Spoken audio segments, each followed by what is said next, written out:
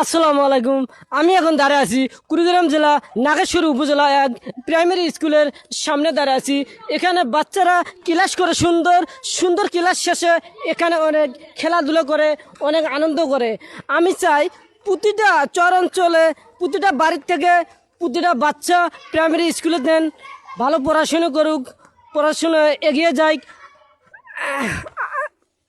আমাদের চর অঞ্চলগুলো এগিয়ে যাবে ইনশাল্লাহ। যদি আমাদের শিক্ষা না থাকাতে আমাদের এই দুর্গটি আজকে আমাদের চর অঞ্চলগুলা, ভাঙা অঞ্চলগুলা আমরা দেখতে পাই। পাশে আমাদের আছে হাই স্কুল, প্রাইমারি পাস করে আমাদের বাচ্চারা পরে হাই স্কুল পড়ে, কত সুন্দর।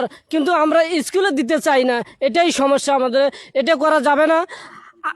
আপনারা স্কুলে দেবেন, ভালো কিছু দেশের জন্য হবে, এলাকার জন্য হবে। আপনাদের অনেক ভালো লাগবে, আশা করি অনেক সুন্দর হয়েছে। ধন্যবাদ।